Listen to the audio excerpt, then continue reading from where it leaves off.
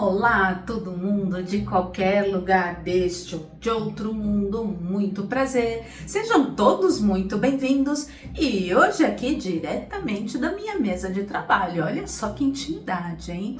E hoje eu tô trazendo vocês aqui porque hoje é dia de relembrar. E hoje é dia de relembrar histórias de horror, porque aqui a gente adora essas coisas. Vou retomar aqui primeiro a história dele, o Conde Drácula, o maior de todos os vampiros, que eu sou louca por história de vampiro, porque eu sempre falo aqui, eu morro de medo de história de terror, mas de vampiro eu adoro. E eu não sei se você sabe, mas essa história aqui do Conde Drácula foi inspirada em uma pessoa que realmente existiu aqui na vida real, O cara não era fácil não. E era uma figura tão cruel, tão terrível, que deu origem a lendas horrorosas. Bom, pra você ter uma ideia, né? Ele deu origem a uma história de terror das mais tradicionais. E como aqui a gente sempre traz histórias bizarras, e como estamos começando o Halloween, pra hoje é o que tem.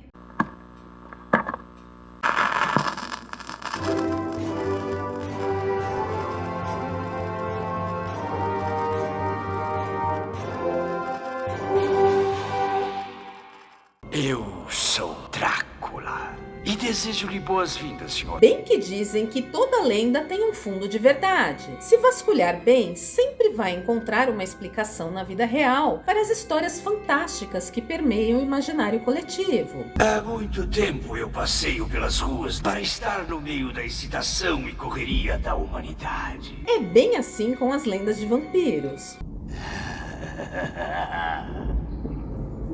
Por mais fantasiosas que sejam, elas trazem metáforas sobre medos profundos e desejos secretos que aterrorizam as pessoas de carne e osso. Afinal, eles geralmente se apresentam belos, elegantes e extremamente sensuais, prometendo nada menos do que a imortalidade. Muito fácil imaginar ser seduzido por isso.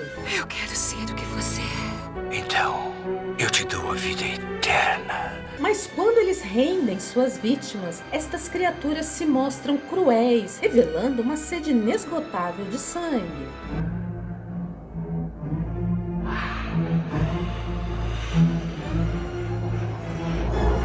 Essas histórias são muito antigas. Elas surgiram no leste europeu no século XV, muito antes do escritor irlandês Bram Stoker escrever o clássico Drácula, em 1897. Na verdade, essas lendas foram fonte de inspiração para sua criação, que se tornou um dos maiores clássicos da literatura de todos os tempos.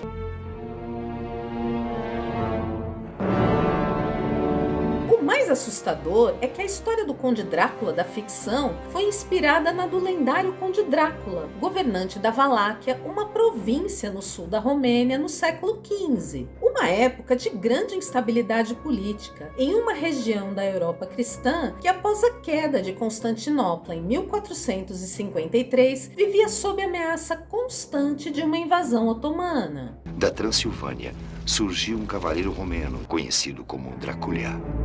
O Conde Drácula era Vlad III, que se tornou um herói nacional por realmente ter conseguido proteger a sua região. Só confiem que usarei o que tenho para nos manter seguros. Mas no restante da Europa era conhecido simplesmente como Vlad, o Empalador. Isso porque ele costumava espetar seus inimigos em uma longa vara e deixar os corpos expostos na entrada de suas terras como um claro aviso para quem ousasse se aproximar de seu castelo. Reza a lenda que o cheiro era insuportável no local, a gente pode até imaginar, o que já espantava possíveis visitantes desavisados. Apenas aves de rapina costumavam ser vistas rondando o castelo de Drácula em busca dos corpos em decomposição. O conde também foi precursor na guerra biológica, porque ele obrigava pessoas que sofriam de doenças altamente contagiosas a se vestir como os inimigos e se misturar com eles. Por aí, você já imagina o resto. Só não vou dar mais detalhes aqui porque não quero que o YouTube me derrube, né? Mas se você procurar no Google, vai ver, eu não estou exagerando.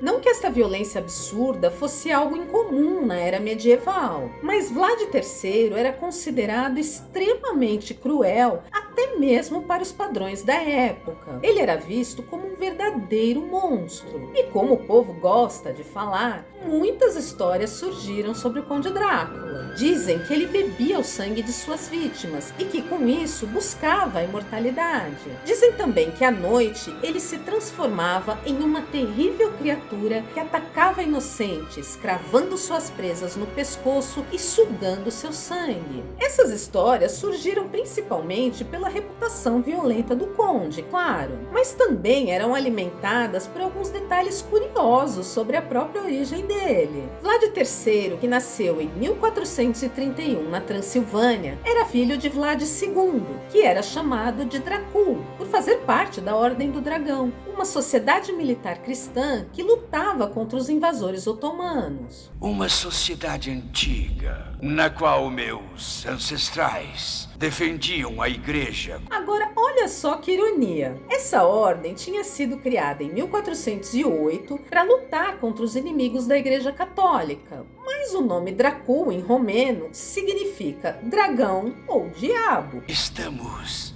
na Transilvânia. Nossos modos não são iguais aos seus. Então, o filho de Dracul passou a ser chamado pelo seu povo de Drácula, que significa filho do dragão ou filho do diabo. Vai entender essa incoerência aí. E vamos combinar que isso já era motivo suficiente para dar asas à imaginação das pessoas. Se hoje as fake news já rolariam aí pelos apps da vida, imagina naquela época.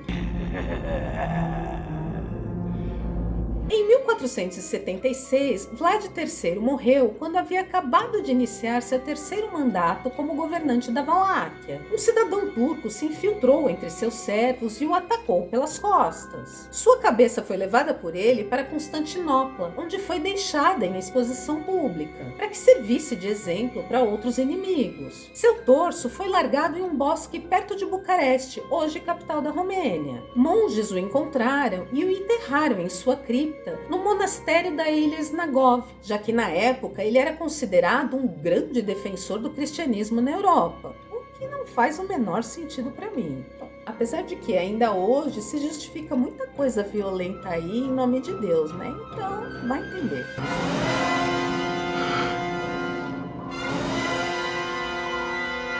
Mas os russos o consideravam um herege por ter abandonado o cristianismo ortodoxo e adotado o catolicismo romano. E foi por isso que surgiu a lenda de que ele jamais descansaria tranquilo em seu túmulo, tornando-se assim um morto-vivo.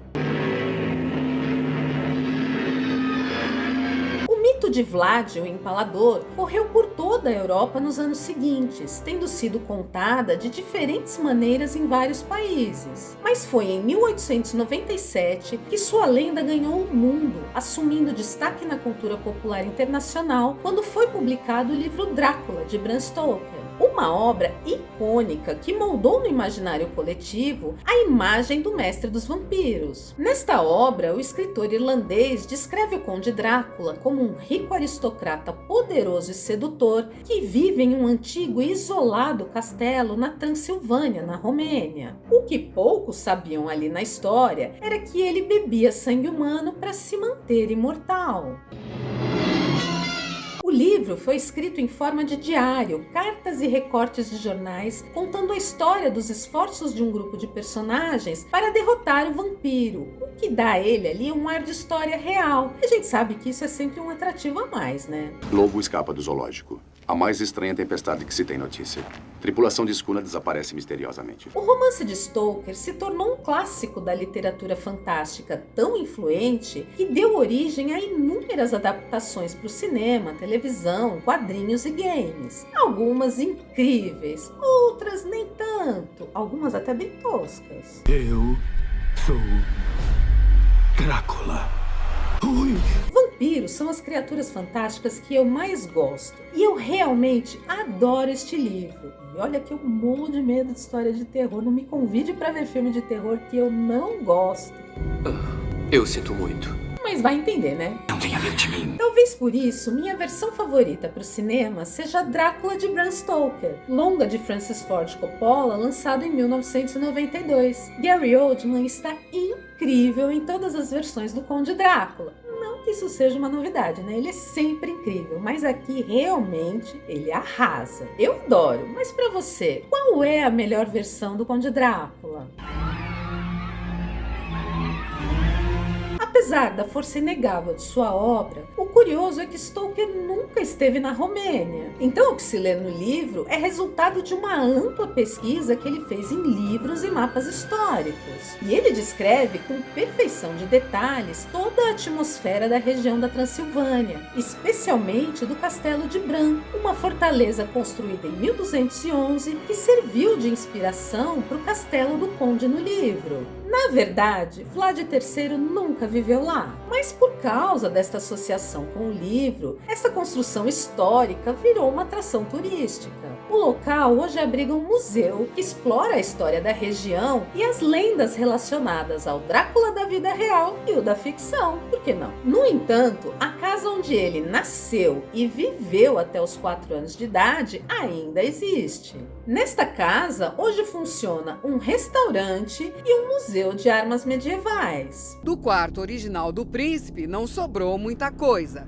Ela fica em Sigchoara, uma pequena cidade com 28 mil habitantes, cujo centro histórico está classificado pela Unesco como Patrimônio Mundial. E realmente é um lugar lindo, super interessante, cheio de construções históricas. Olha, eu adoraria conhecer esses lugares, viu? E você, também toparia? Bem-vindo à minha casa. Entre livremente de própria vontade. Agora, você pode aí estar se perguntando como que uma história tão pesada quanto a do Conde Drácula real acabou inspirando as histórias de vampiro, que são sempre tão carregadas de sensualidade. Parece estranho, né? Mas alguns estudiosos literários acreditam que apesar do livro de Bram Stoker ter sido inspirado nas antigas lendas de Vlad Tepes, ele também pode ser uma metáfora sobre sexualidade. Uma história de criaturas misteriosas que só se revelam como realmente são e o que realmente querem nas sombras da noite, onde não são alcançados pelo julgamento da sociedade,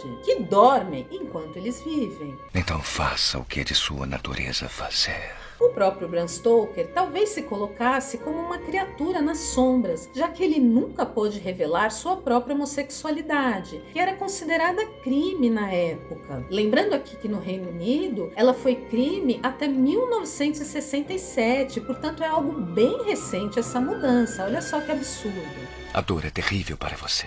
Sente como nenhuma outra criatura porque é um vampiro. E lembre-se de que esta obra foi produzida na era vitoriana, que era dominada pelo puritanismo, e todo desejo era classificado como perversão. O mal é um ponto de vista. E como em toda obra produzida em tempos de repressão, as metáforas sempre aparecem como solução. Drácula é a luta do sobrenatural contra o mundano, do devasso contra o virtuoso. Então não é à toa que as histórias modernas de vampiros sempre carregam um clima de sedução e desejo. O que cá entre nós dá um aspecto bem mais interessante ao que poderia ser somente a história sobre a insanidade de um governante sanguinário. Isso aí a gente já tem demais. E é muito mais assustador porque é na vida real.